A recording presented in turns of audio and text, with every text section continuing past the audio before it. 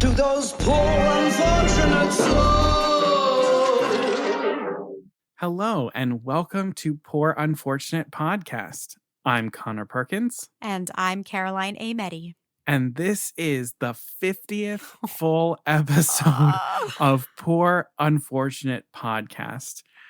We are kind of shook that we're even here, but we wouldn't be here without all of you listening. So thank you for all of your love. Thank you for being with us. If you are new here, welcome. We love having you.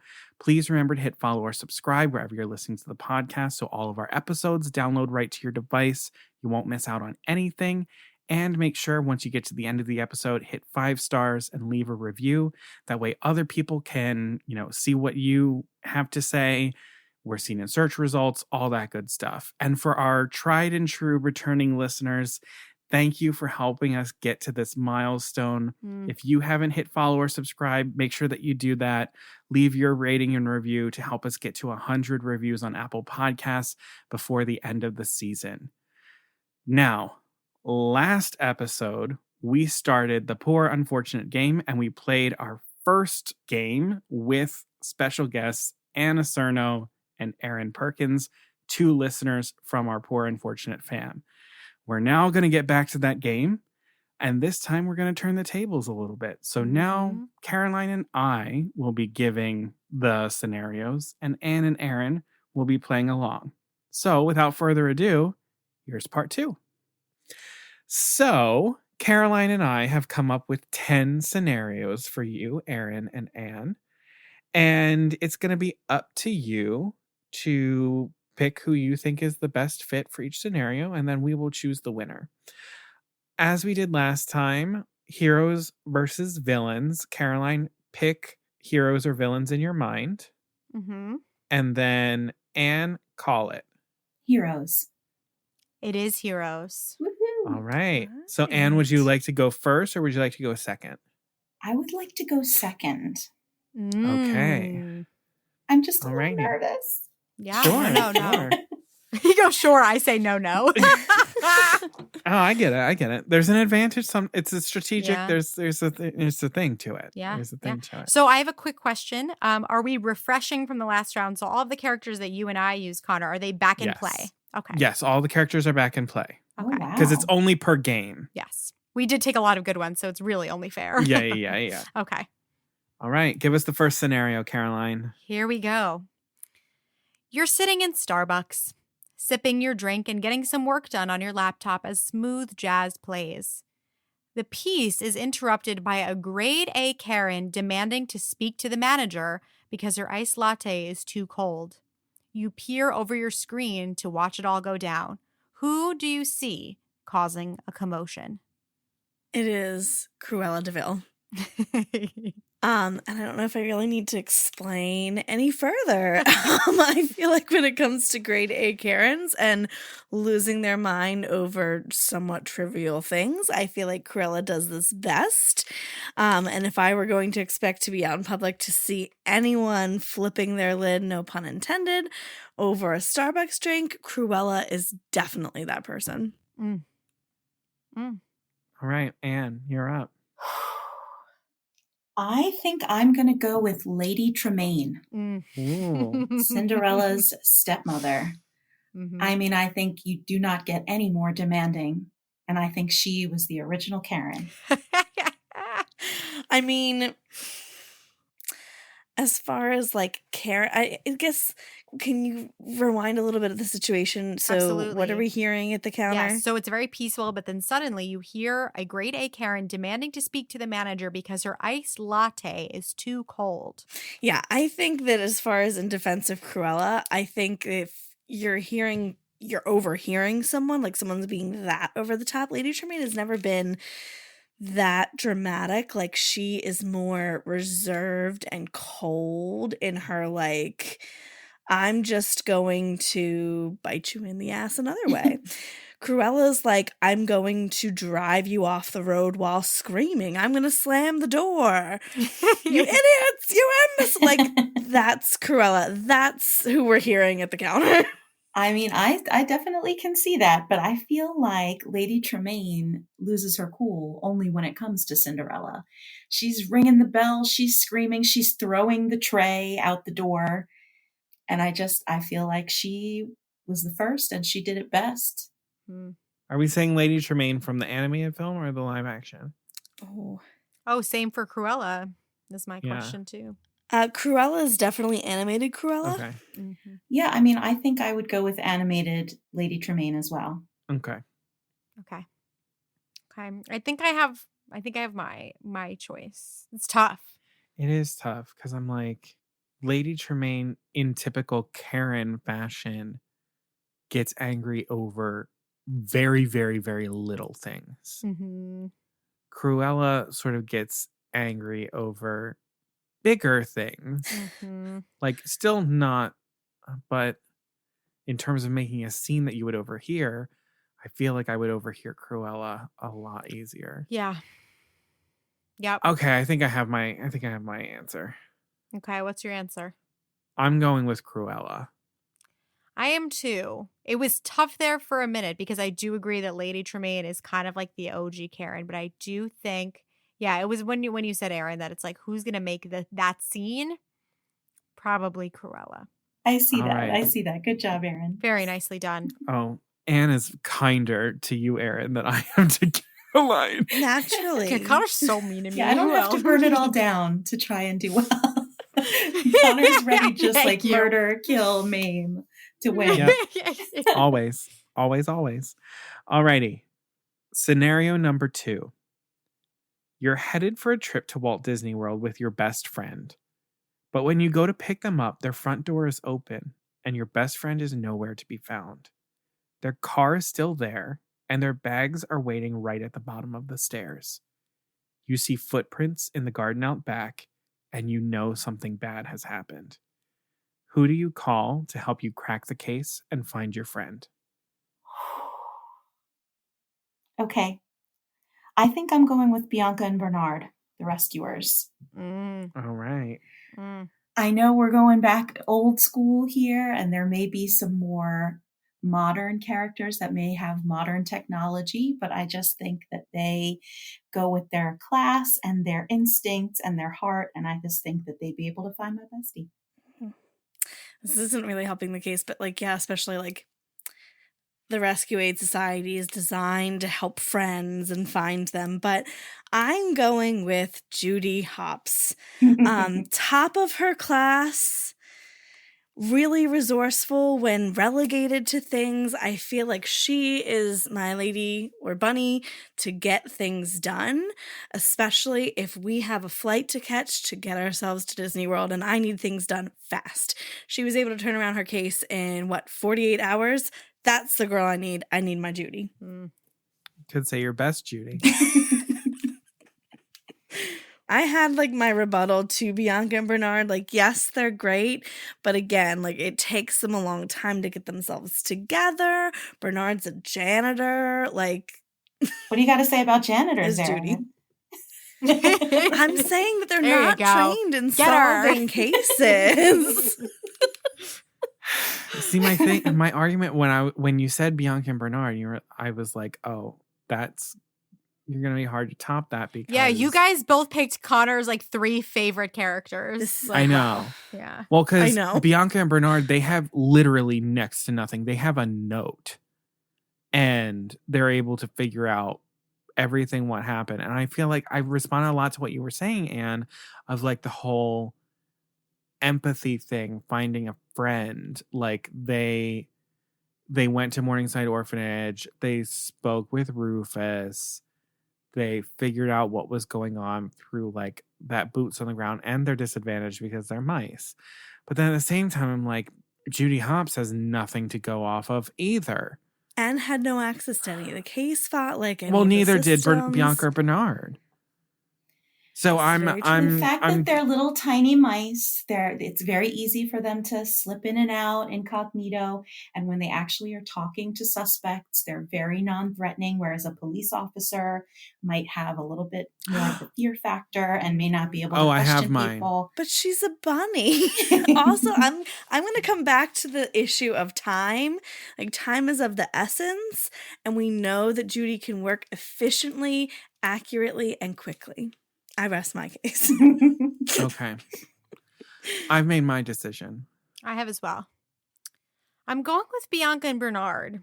I think your point, Anne, about just like knowing the basics without the fancy technology at the end of the day. Not that Judy's relying on it, but at the end of the day, who I want my loved one, my bestie in the hands of, it's hard to explain, but it's just, for me, it's Bianca and Bernard. And I completely agree with the non-threatening. People react differently to police. So I'm going to pick Bianca and Bernard. I'm picking Bianca and Bernard as well for very similar reasons, but also it is part of established lore that they can communicate with humans.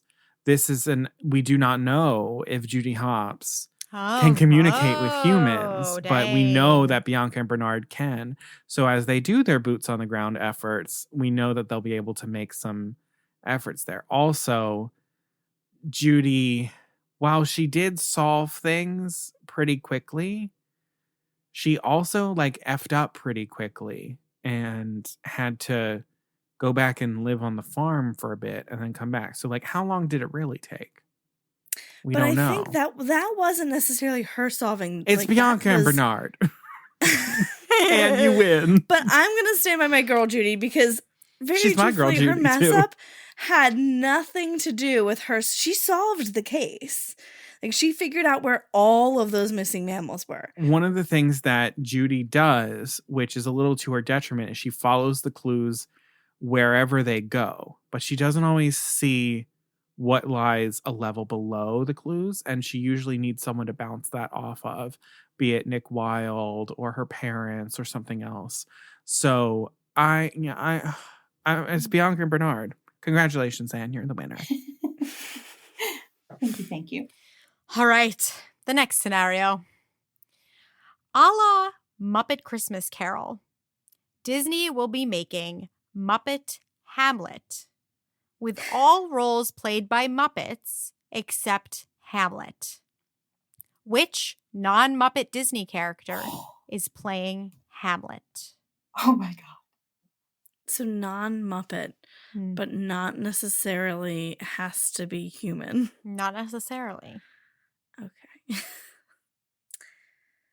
Okay, I think I know it. Okay. I think it's Hiro Hamada.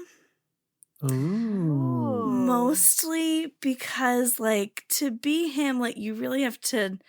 There's a lot of, like, brooding. He's younger, but he has a lot of responsibility put on him.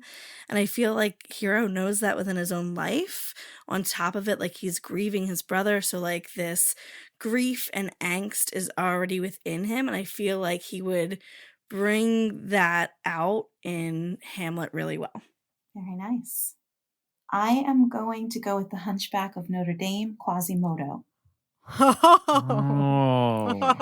believe that no one understands the depths of pain and fear and grief and rejection more than Quasimodo, nor do they want the power for themselves and to be able to take the power themselves as much as him.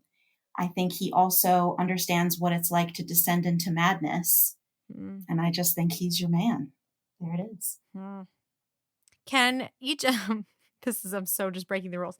Can each of you tell me a little bit about your choices interacting with the Muppets and why you think they're a better choice for that reason? I mean, both of them have the edge of interacting with characters who aren't necessarily quote unquote living. You have Baymax and then you have the gargoyles.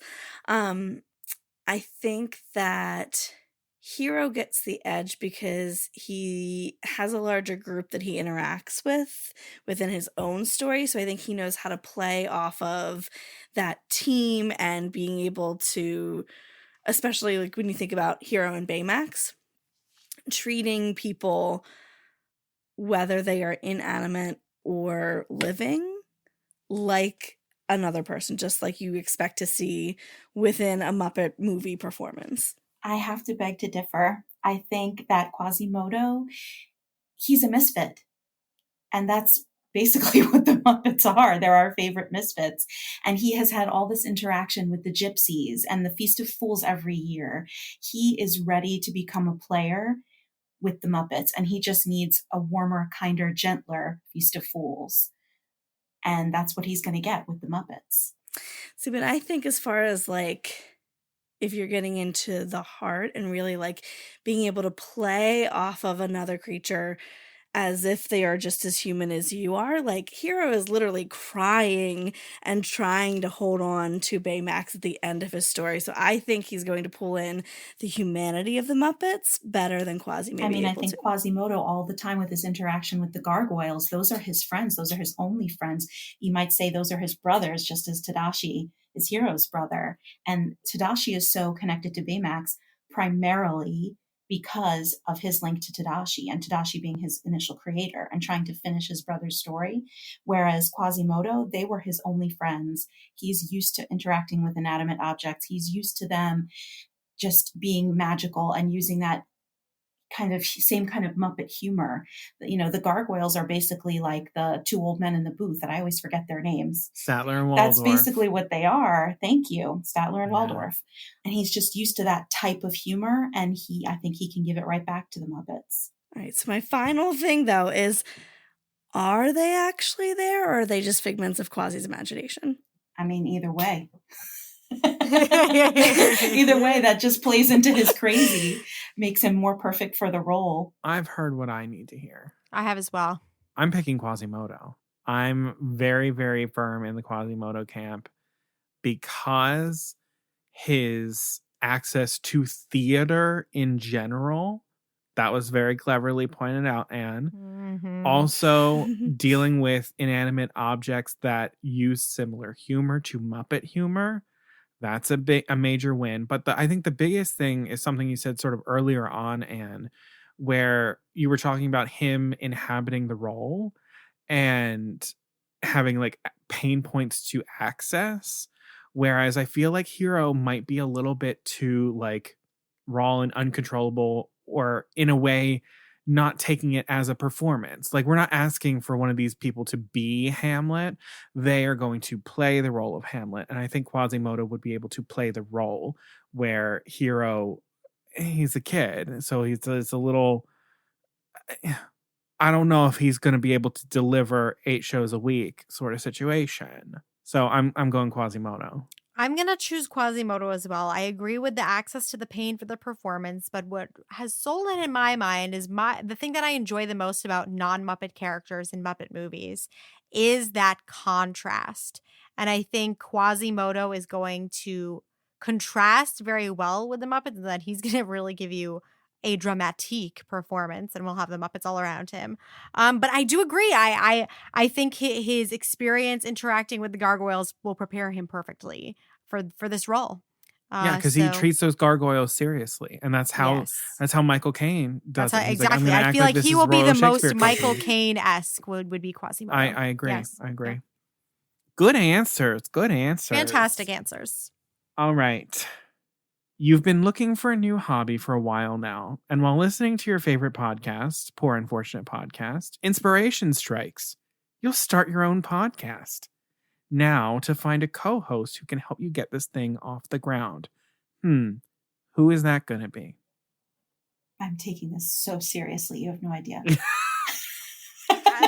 We ask nothing less. Oh my gosh. I'm going to go with my initial thought, which is Peter Quill from the Guardians of the Galaxy. I think that if I were to start a podcast, I would want to start with some of the 80s themed music. I like the whole concept of discussing 80s pop culture. Wow. And I think that he would be, what better soundtrack is there than the Guardians of the Galaxy? And we know that comes from his Walkman. And I just think he would have a great sense of humor. He would keep me on my toes. And I think he would be a really fun co-host. Very nice. The character who is going to be my co-host is Vanellope von Schweet because primarily for her personality, she has an iconic voice. She has a great, like, quick, witty sense of humor that I think will play off of me really well in what we're commentating on. But also, like, she is a troubleshooter. I think I have a lot of base of knowledge of being able to, like, figure things out. But she's a person who, like, is willing to strive to figure out the puzzles, and that's somebody who I'm going to need to keep, like, pushing me to go through getting the podcast off the ground. I think we both chose very wild card characters. Yes, very not the vein I expected you to go that in. I think they're actually quite similar, these characters, in a lot of ways. Yes. And I think they both might be a little bit difficult as far as helping us get the podcast started. Yes, but Erin and I both have a similar, like, type A, like, organized personality. And I think it's so interesting that we both chose, I mean, they're wildly different in a lot of ways, but I think they're, you know, personality wise, they're very similar.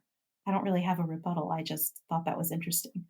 I don't know if I think as far as the edge that Vanellope might have is, like, she's literally code.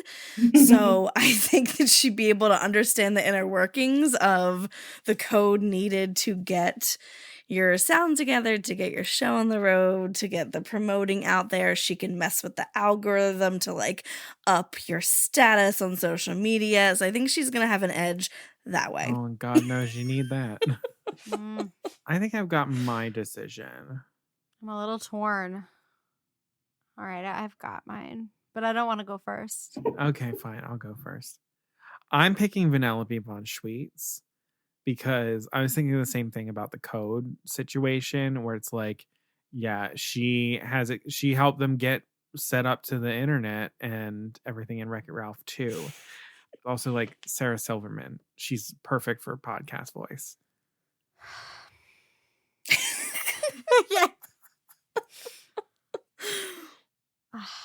It's okay. You can say Vanellope. You're such a Perkins sibling. I was just going to say that now the Perkins fighting streak comes out.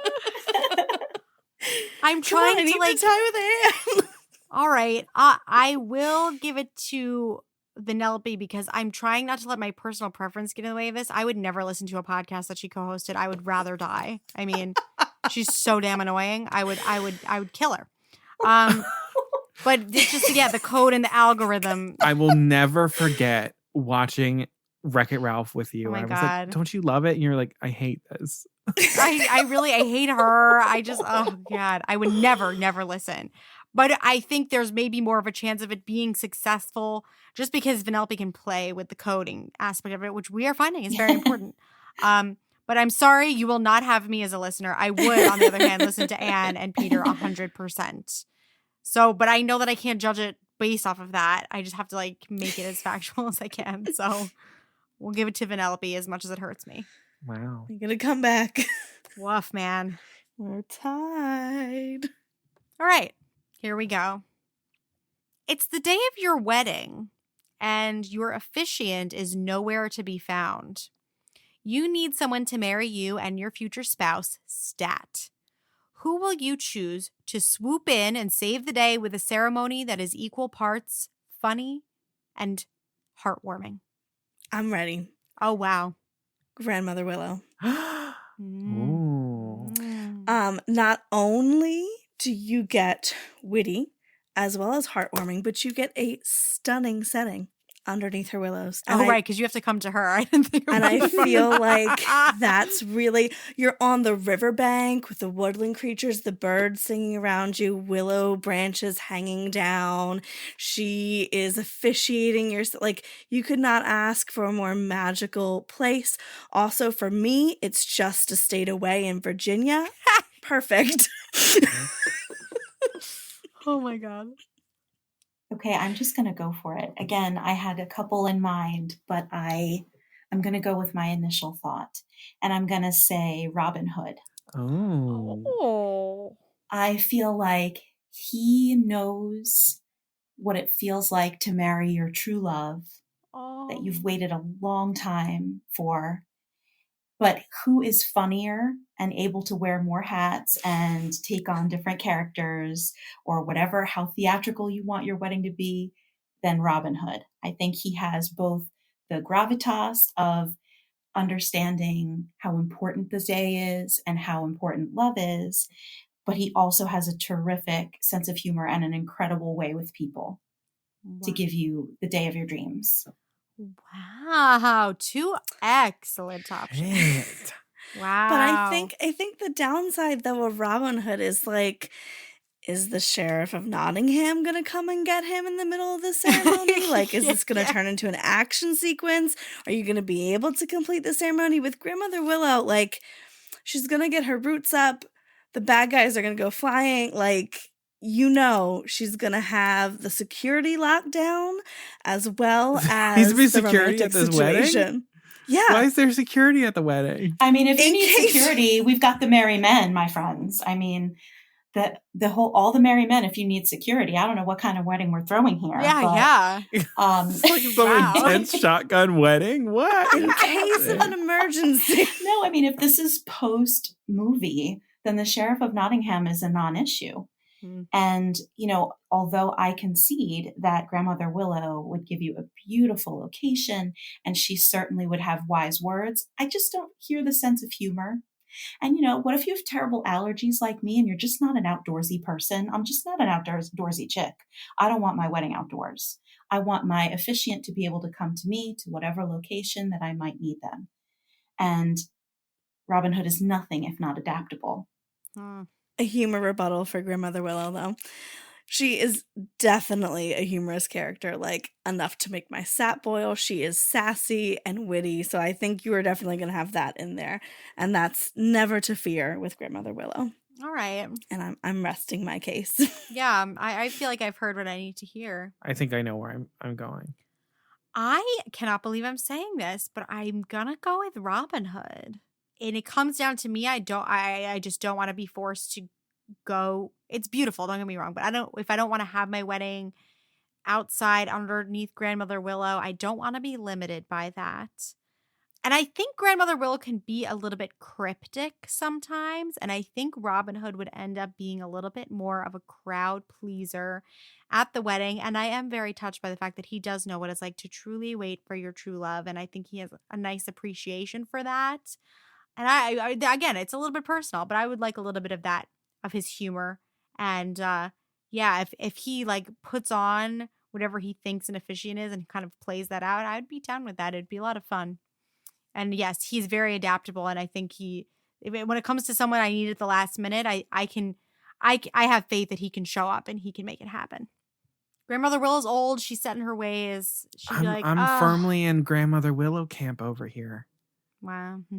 The more and more you talked about, the more and more I got to thinking about what my wedding would be. And I need spectacle. I need spectacle.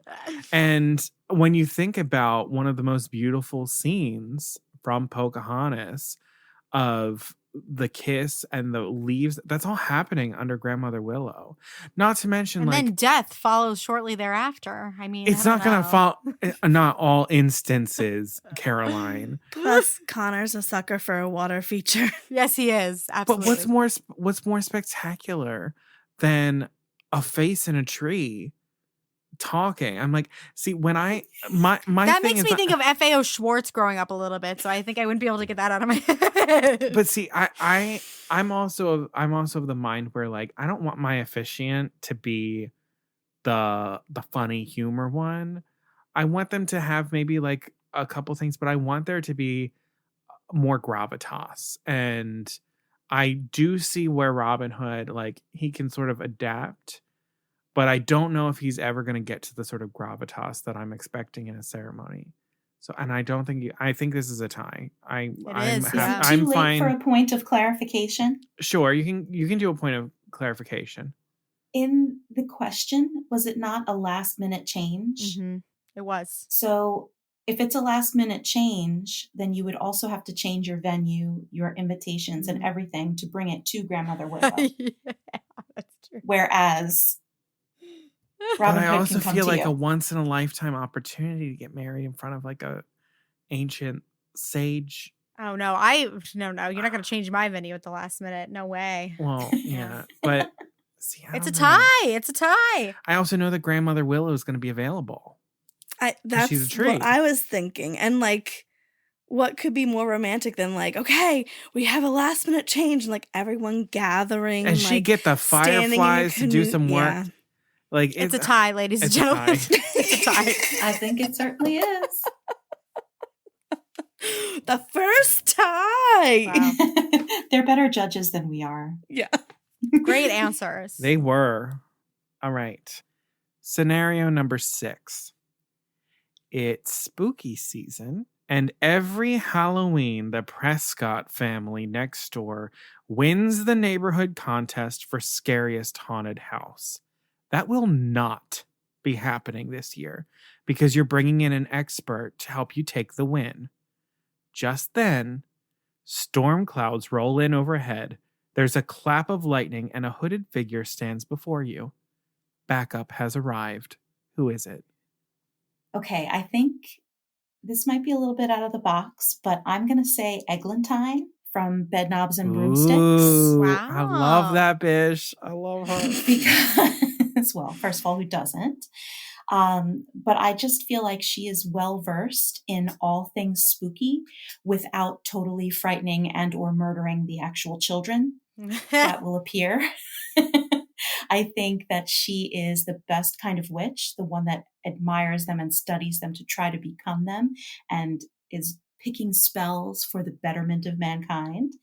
And I think that she would most definitely know how to put on a spooky look and help you achieve your goal of winning the contest. And but she wouldn't actually murder anyone in the process.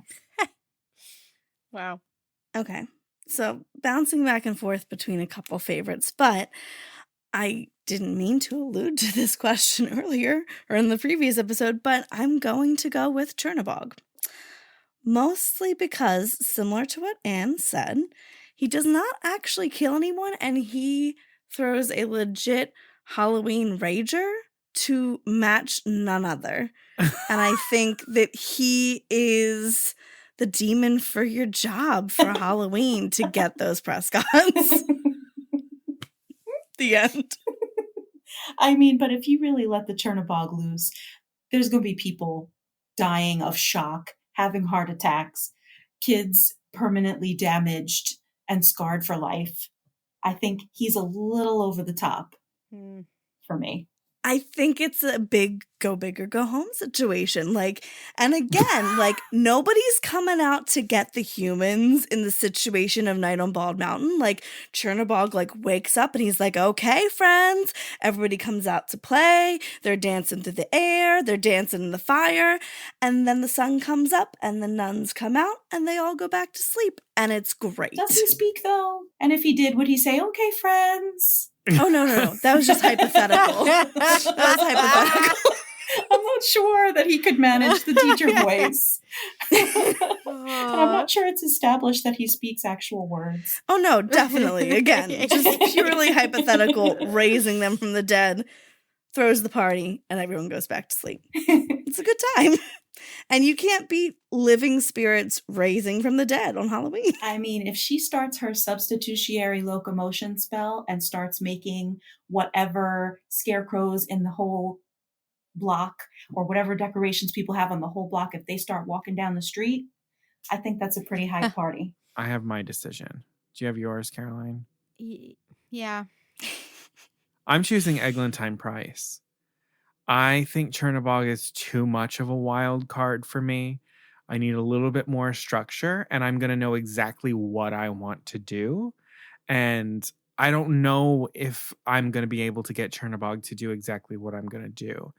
Eglantine Price, I had not even thought about for this question, and I feel like a fool for not, because I love her. And also, she's mischievous.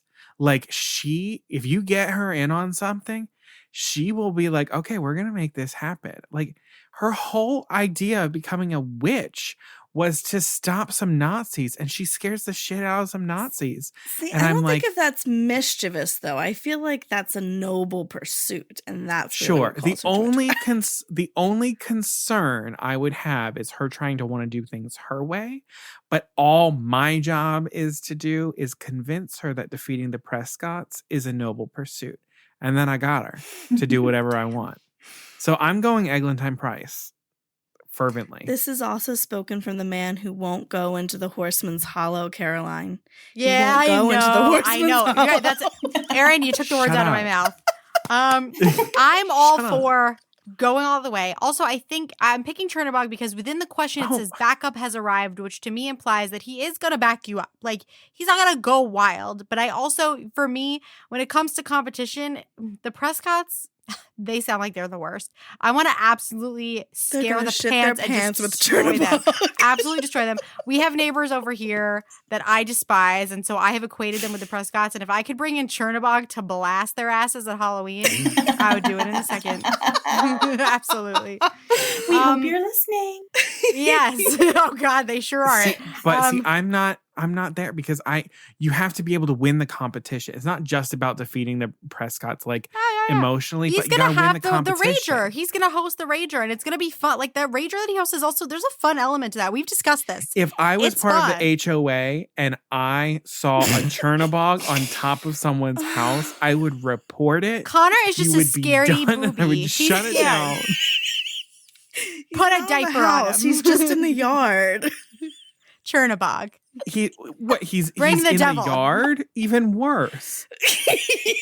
I love it. So wait, No, Then I'm gonna no. ride on him around the neighborhood. Do I hear a tie? Yeah. Yeah, I'm not This is the moving from most Eglantine Price. Eglantine Price, Delightful tie. she has. You don't have to argue it. We have made our decisions. You don't have to keep arguing Eglantine it. Price can send like inanimate objects, like chasing people down the street. No, it was a tough choice. Don't get me wrong. It was a tough choice. It wasn't easy. Fine. This is also like the dichotomy of the both of you at Halloween. And Yes, I love yes, it is. Connor's like classic, classy, must have structure. Yeah. Caroline is like, what? But see, I can be like, okay, Eglantine, let's do some shit that can like scare him It's too. a tie. It's a tie. It's a tie. Fine. Okay, here we go. You find yourself transported into the Game of Thrones universe, and you are the queen in the north. The people of Winterfell are restless, and rebellion seems imminent. Which Disney character are you choosing to be your hand?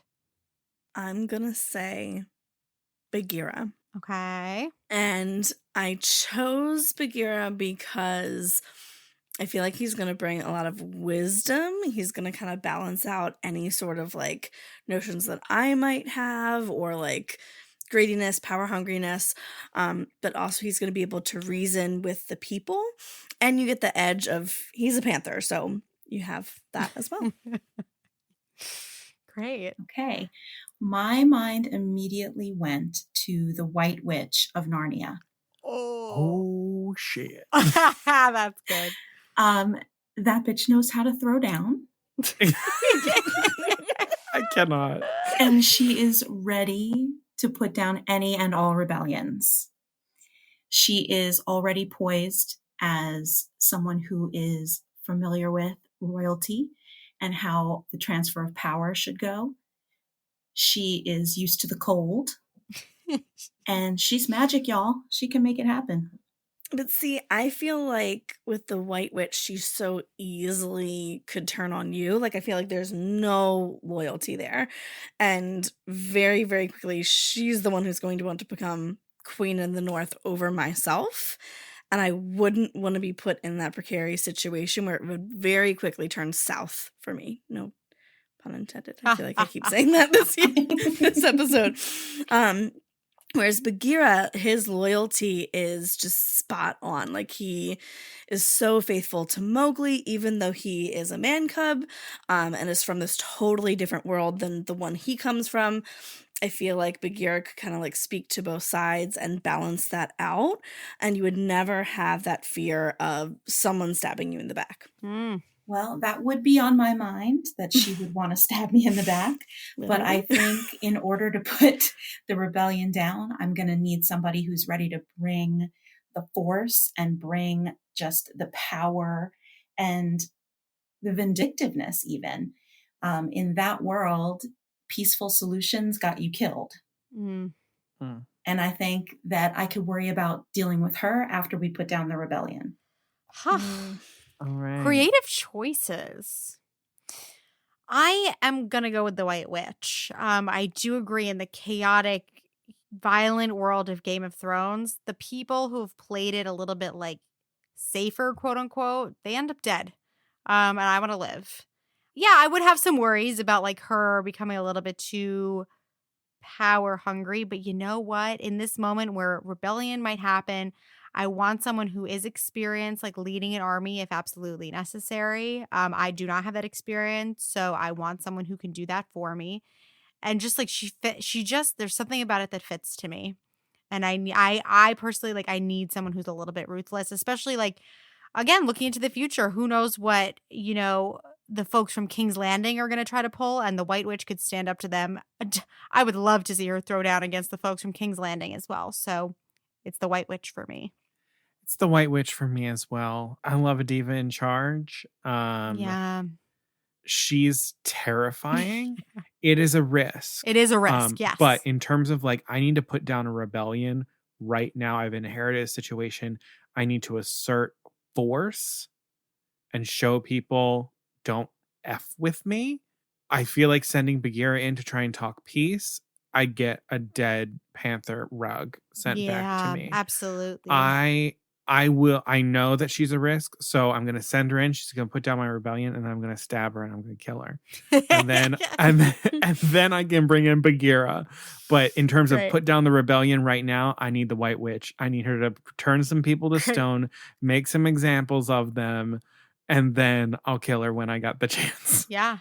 That was a good one. I love it. That was like, I never would have expected. White Witch was a really interesting choice. And she just fits so well. She into fits that so well in the Game of world. Thrones world. I mean, It's exciting. also like Tilda Swinton in Game of Thrones, that was a missed opportunity. Yeah, That absolutely. totally was. That totally was. All right.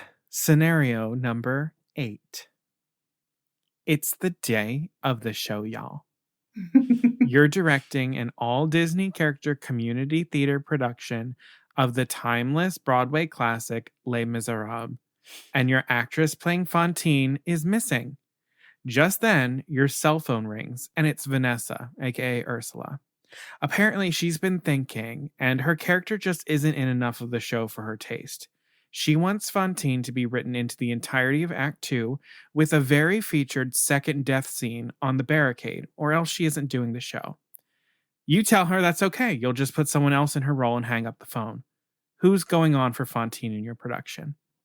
Okay, I'm going to go with the crazy Hail Mary pass, and I'm going to say Black Widow. Oh my God. I think Black Widow understands longing and understands the role in that she knows what it's like to fight for her family, and she knows loss. And in her career as an assassin, she's played many roles, often as the seductress, whether she wants to or not, whether she's comfortable with it or not. She makes it happen. She makes the kill. And I think that Fantine can relate to that, in that she has to become one of the lovely ladies of the night, whether she likes it or not, because she needs that money for her child. Wow. I am going to go with Megara. Mm-hmm. And I chose Meg primarily because 1, I know that she can sing, but 2, her backstory is really similar to Fantine's. She has this like lost love who left her. I think she has like that sadness to her that she can really bring and pull out the depth of that role. She has like the seductiveness going on, but I feel like she also has a lot of heart that Fantine has, that I think that she would have the edge over Black Widow. I think where Black Widow kind of edges out Meg for the role is that somebody's got to fight Vanessa when she comes to the stage door at call time and wants her part back. And whereas Megara has a great wit, a sharp wit, and she could potentially talk herself out of the situation, I don't think Vanessa would give her that chance before she cut her. Whereas Black Widow could take her down and make it through the stage door. That's true, except for the fact that there's no world in which Meg is doing a show with a leading role that Hercules doesn't show up. And I'm pretty sure with Herc there, Meg's solid. And I don't think that Vanessa's going to bother her at all. Not to mention the fact that, like you already said, she has that wittiness that I think that she'd be able to work around Vanessa. I mean, if we're factoring Hercules into the equation, I would concede.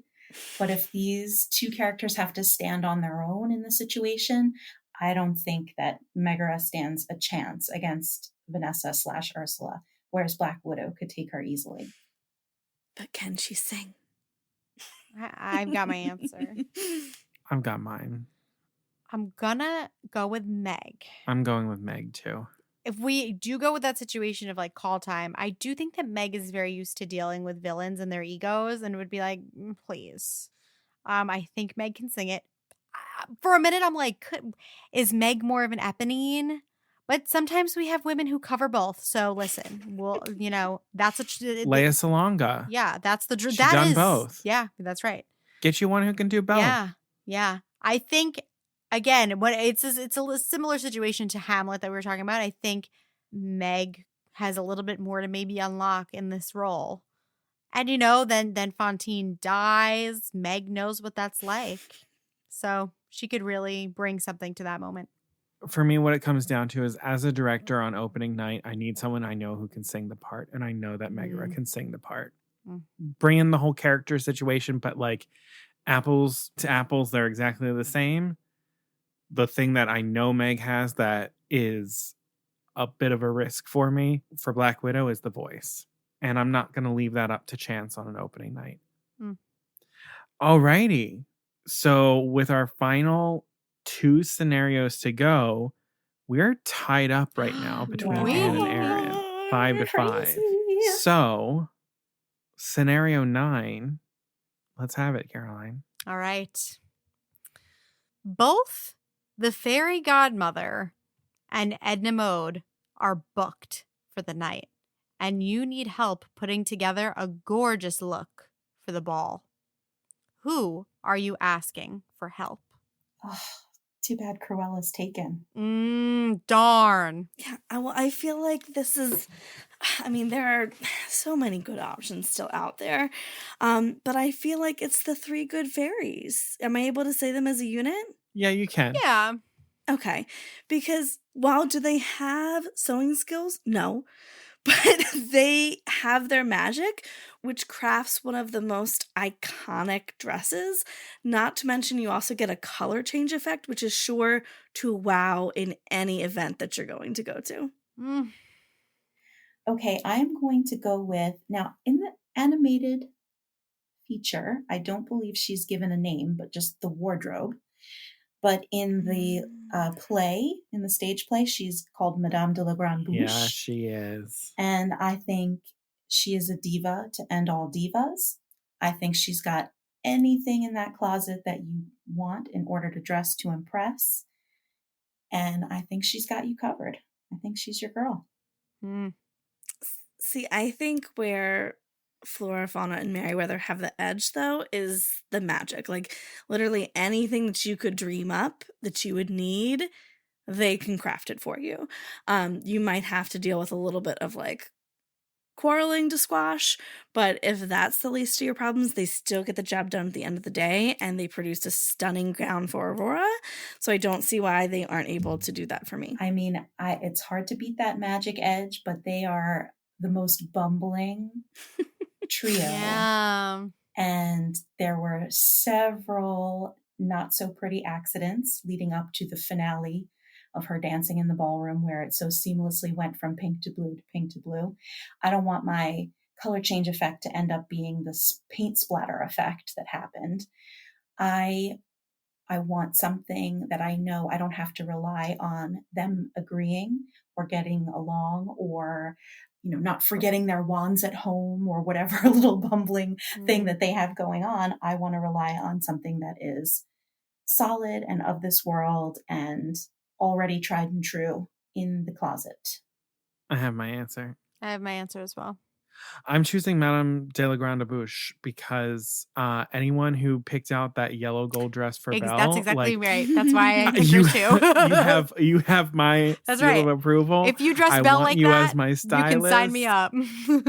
like you did it, and you also managed to, like, she also gives great pep talks. That's what I was going to say. That's exactly what I need before the ball is if I can't have the fairy godmother, I will take her pep talk instead. She managed to get Belle from going from a person who like wanted nothing to do with anyone to someone who was willing to peek into the wardrobe, find a beautiful gown to wear for an evening in. And all of Belle's dresses come from her. All the amazing all one in the snow, the green one. Oh, please. Like, she's a great... I could not deal with the three fairies before an event that I was probably already nervous about. They would destroy my mental health. So they would stress you out so bad. The magic part is great. The other thing is Madame de la Grande Bouche, she does not try to take credit for styling Belle at all. She knows that moment is not about her. Yeah. Where even at the very end of Sleeping Beauty, Merryweather and Flora cannot stop vying for the credit. Yeah, no. And I don't want that. I'm sorry, Erin. Yes. I'm sorry. I have to side with Belle, and I have to side with the color yellow that is not represented in the Three Good Fairies. Wow. Yep. All right. This is it. Your last scenario. Erin, you need to win this one in order to tie. This is correct. All right. While vacationing in a tropical paradise, you meet a local historian and member of the Society of Explorers and Adventurers. They tell you a legend about an ancient secret, a forgotten grotto, and the promise of hidden treasure that no one in the society has been able to find. However, the historian has a clue that they've never told anyone about. They open a small scroll and you see some roughly inked drawings and what looks like words written in a language that you have never seen before. You ask the historian what it means, and they shake their head. They have no idea. You need to talk to someone who can translate and understand the clue. Who are you going to see for help? This friggin' scenario. Yes, I know that was a mild, short story. But I got really into it. I'm going to destroy you. Oh my God. This one's giving me a heart attack. See what you've done. Roll for dexterity. Yeah, exactly. What is this? Sorry. Oh, God. Okay. All right. I've got an answer. I'm not sure it's my best, but I've got an answer. I am going to go with Wally. Because I think that he can use his technical self, his whole computer robot thing, to figure out and translate what's on the scroll. I think that's your biggest obstacle here, is just simply translating. And I'm going to go with Wally being able to do that. I am going to go with Milo Thatch. That was on my list. Because I feel like this scenario is so hyper specific. There's really only one, though I was able to come up with two characters who would fit the criteria, but the one who fit the best is Milo. He studies language, studies ancient language that's unknown by others in mysterious worlds where there's treasure. I feel like he is built like this is a sequel to Atlantis. And I think that Milo is going to be the person to get this translated and who would be along for the adventure to help me get to where I needed to go without trying to usurp that adventure. Yeah. I don't know if I need to say anything else. Yeah, that's so funny because that was one of the ones I was debating about. But I felt like I didn't know as much about that movie and that I couldn't talk about his character too deeply. So, yeah, I mean, I really don't have a great rebuttal for that. The only thing that I think Wally has an edge with is that he has access to the interwebs, and he could do a lot of work that way. Google Translate, honey. Yeah. Oh my god. I think my one fear with Wally would be, how long is it going to take him to do that? Because I feel like he's developed language, but it's been like thousands of years since he was built to clean up. Isn't really what he was designed for. So while, yes, he does have access to the internet and he is a really, really capable machine and character, I think that Milo has the specificity for this job. I have my answer. I have mine. I think I'm going Milo Thatch. I am as well. Yeah, let's be honest. That was no contest. No, I wouldn't say that. I wouldn't say that. No, it was I see where you were coming from, but Milo Thatch, because I just think of that opening scene when he's giving his presentation where he discovered the translation error that happened, where it wasn't in Ireland, it was in Iceland. I'm also like, would Wally have a difficult time then letting me know what the translation is? Yeah, the communication between me and Wally. I would worry a little bit about that. Well, it is a tie. So I will leave it up to you ladies. Would you like to do a tiebreaker question, or would you like to leave it at a tie? Oh, I don't know about you, Anne, but I'm all for a tiebreaker. Yeah, let's do a tiebreaker. Okay. All right, then. Here's a tiebreaker for you. It's been a long, hard week, and you're leaving work late. Walking home, you spot a small dive bar with its lights still on and decide that you need a stiff drink. As you slide up to the bartender ambles over with a kind smile, and you pour your heart out to them as you sip. Who's tending bar? All I can picture is the Great Mouse Detective bar, which I know you love so much. No, it's not that kind of bar. Hey, fellas. I'm taking a fall. This season 2 of this podcast has just been that song haunting me, and like it comes back in every episode. There's nothing I wouldn't do just for you. Oh, that's my favorite song ever. Get out. Okay, I'm going to go with Little John. Little John is a perfect character he would find in said dive bar. However, he is a proven exceptional listener. He listens to Robin Hood when he talks about like his fears with Maid Marian and not having seen her since they were kids. He is a tremendous supporter, and I feel like he'd be there to just kind of like listen and hear you out, but is also a great comfort. And he's a bear. Like, you get a nice bear hug when you leave. Like, Little John is the guy that you would like to be there when you're pouring your heart out at the end of a long week. Okay, once again, I'm debating between two. But I'm going to go with Joe Gardner from Soul. I think, first of all, it's likely you would find him in a dive bar. He probably played a bunch of sets and is kind enough to cover for the bartender who's got to pick up their kid and bring him home to bed in time for the early morning rising. And I think who has got more depth and more soul than someone that went through his journey to be able to be an excellent listener and offer support and offer tremendous perspective after everything that he went through. And I just think that he's the one that you would have you pouring your heart out over your drink. Wow, I don't know how these judges are going to choose no idea. This tiebreaker between the best friend and your middle school band teacher. Yikes. Oh my god. I will offer, you do disclose more to a best friend like Little John. Even if he isn't your best friend, I feel like Little John is synonymous with like everybody's best friend than you would to your middle school band teacher. Also, like Phil Harris is like the voice of everybody's best friend. He's Baloo. Thomas O'Malley. He's not, the person who walks into the bar isn't going to know he was the middle school band teacher. Right. They're just going to know he is this soulful, wonderful, kind man that is very at home behind the bar and who has seen and heard and done it all. And they would feel comfortable and relaxed speaking with him. Caroline, I'm hurt. I know, me too.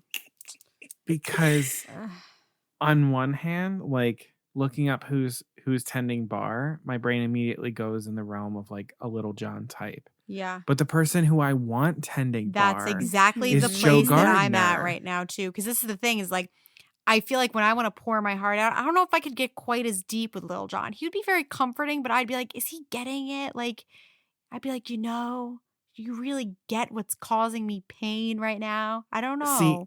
See, he would be able to like quell the thoughts. He would just be like, it's okay. It's that okay. I'm having and be like, let's look at this in a different way. Like blah, blah, blah, blah, blah. And just give me some good barkeep advice. But the barkeep advice that's going to change my life. Yeah.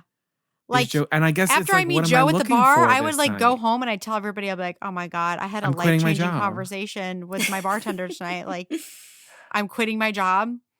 I'm like, yeah.